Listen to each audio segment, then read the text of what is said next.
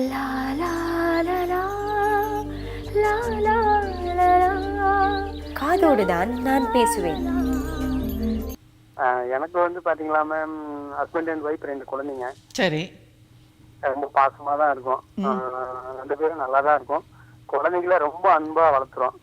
சரி. என்ன வயசு? பட் இந்த பையனுக்கு வந்து 11 வயசு மேம். ம். ஒரு குழந்தைக்கு வந்து 5 வயசுங்க மேம். சரி. பையன் வந்து 6th படிக்கிறான். சின்ன பையன் வந்து LKG போறான். சரி. பட் எங்களுக்குள்ள இந்த கோபம் மட்டும் குறையவே மாட்டேங்குது மேம். நானும் முடிஞ்ச அளவுக்கு அவாய்ட் பண்ணிட்டு இருக்கேன். அப்பயும் நம்மளே மீறி சில விஷயங்கள்ல கோவப்பட்டுறோம் மேம். என்ன பண்ணுவீங்க கோவம் வந்தா? கோவம் தான், நான் அடிக்க மாட்டேன் மேம். எப்பயுமே அடிக்கவே மாட்டேன். சத்தம் போட்டுருவேன். கெட்ட வார்த்தையில் திட்டிடுவீங்களா? அந்த மாதிரிலாம் திட்ட மாட்டேன்.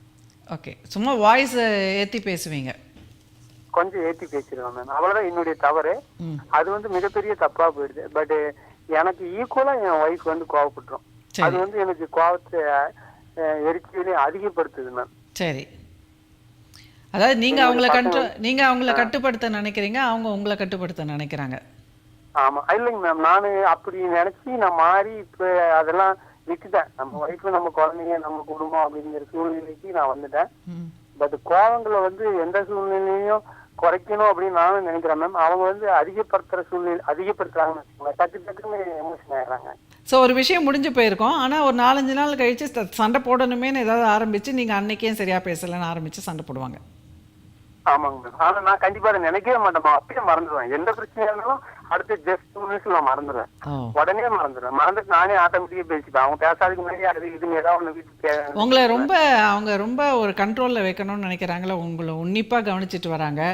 ஸோ நீங்கள் வந்து சில விஷயங்கள் வந்து கரெக்டாக ஒரு எல்லைகள் வச்சுட்டு, இப்போ யாராவது வர்றாங்க அப்படின்னாக்கா, எனக்கு கொஞ்சம் வேலை இருக்குங்க, நான் போய் பண்ணுறேன் அப்படின்னு ஒரு எக்ஸ்கியூஸ் பண்ணிவிட்டு பாருங்க. முடிஞ்ச வரைக்கும் வந்து முன்னாடியே உங்கள் மனைவி கிட்ட சொல்லிடுங்க, இந்த மாதிரி எனக்கு எப்போவுமே நேரங்கள் கிடைக்காது. ஸோ அதனால் வந்து நான் நீ உட்காந்து பேசுகிற அளவுக்கெல்லாம் என்னால் நேரம் கொடுத்துலாம் பேச முடியாது. ஸோ இதுக்காகலாம் நீ என்கிட்ட சண்டை போட்டிங்கன்னா நம்ம எல்லாத்துக்கும் சண்டை போடுறோம். அதுமாதிரி ஒரு சில விஷயங்களை ஃபேமாக சொல்லிடணும். நோ அப்படின்னா நோ தான். எனக்கு வந்து பேச விருப்பம் இல்லை, நான் வந்து ஹலோ சொல்லிவிட்டு நான் போயிடுவேன், இதுதான் நான் அப்படின்னு சொல்லிட்டீங்கன்னா அதுக்கு மேலே அவங்க சண்டை போட மாட்டாங்க. So no